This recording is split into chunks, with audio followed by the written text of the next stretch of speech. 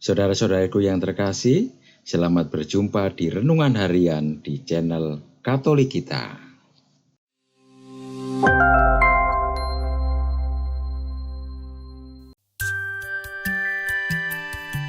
Hari ini, Jumat, 24 Januari 2025, perayaan wajib Santo Fransiskus dari Sales, Uskup dan Pujangga Gereja. Hari ke-7, Pekan Doa Sedunia. Bacaan pertama. Bacaan diambil dari surat kepada orang Ibrani, bab 8, ayat 6 sampai dengan 13. Saudara-saudara, sekarang Yesus telah mendapat suatu pelayanan yang jauh lebih agung, karena Ia menjadi pengantara dari perjanjian yang lebih mulia, yang didasarkan atas janji yang lebih tinggi. Sebab, sekiranya perjanjian yang pertama itu tidak bercacat, tidak akan ada tempat untuk yang kedua. Allah sudah menyadarkan mereka akan cacat itu ketika Ia berkata, "Sesungguhnya akan datang waktunya. Demikianlah sabda Tuhan. Aku akan mengadakan perjanjian baru dengan kaum Israel dan dengan kaum Yehuda. Bukan seperti perjanjian yang kuadakan dengan nenek moyang mereka, yakni waktu aku memegang tangan mereka untuk membawa mereka keluar dari tanah Mesir. Mereka tidak setia kepada perjanjianku itu, maka aku menolak mereka. Demikian sabda Tuhan. Tetapi sekarang, inilah perjanjian yang kuadakan dengan kaum Israel. Aku akan menaruh hukumku dalam akal budi mereka dan melukiskannya dalam hati mereka. Aku akan menjadi Allah mereka dan mereka menjadi umatku. Mereka tidak akan lagi mengajar sesama warganya atau sesama saudaranya dengan mengatakan, 'Kenalah Tuhan.' Sebab mereka semua, besar ataupun kecil, akan mengenal aku. Sebab aku akan menaruh belas kasihan terhadap kesalahan mereka, dan tidak lagi mengingat dosa-dosa mereka.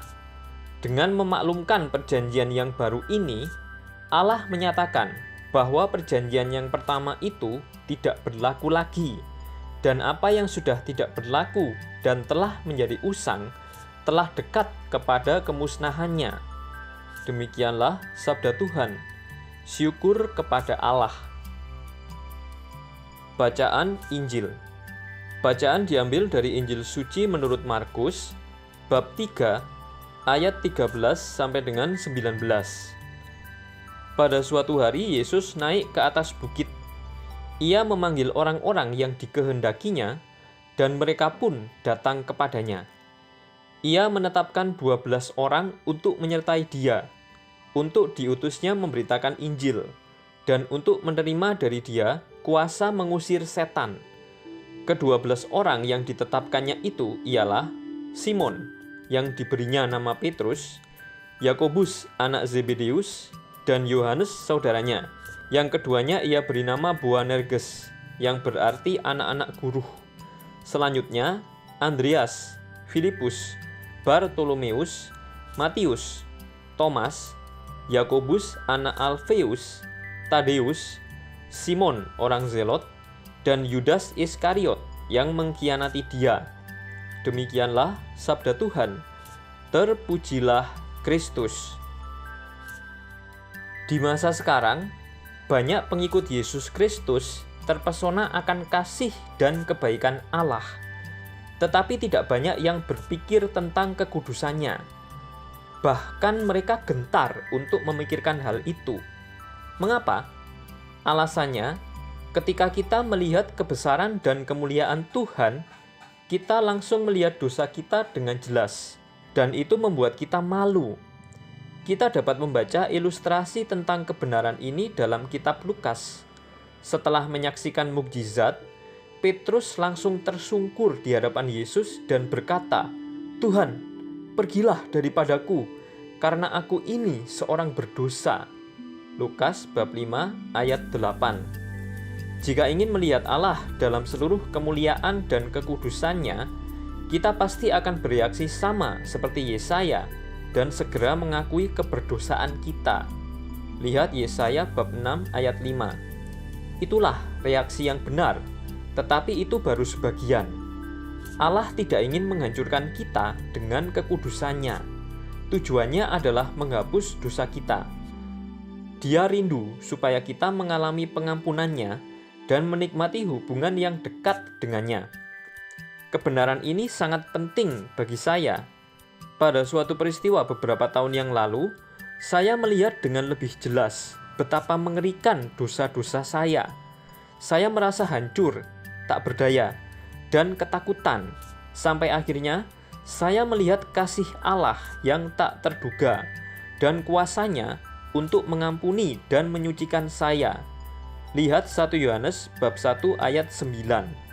Allah menyatakan kekudusannya, bukan untuk menghancurkan kita, melainkan untuk menyingkapkan dan menghapuskan dosa kita. Mintalah Dia menyucikan Anda hari ini. Allah mempunyai mata yang melihat segala sesuatu, sekaligus hati yang mengampuni segala sesuatu. Marilah kita berdoa. Allah Bapa yang Maha Bijaksana, demi keselamatan jiwa-jiwa, Engkau menghendaki Santo Fransiskus, uskup, menjadi penolong bagi semua orang. Semoga dengan mengikuti teladannya, kami selalu menunjukkan kelembutan cinta-Mu dalam pelayanan kepada sesama. Dengan pengantaraan Tuhan kami, Yesus Kristus, yang hidup dan berkuasa, kini dan sepanjang masa. Amin.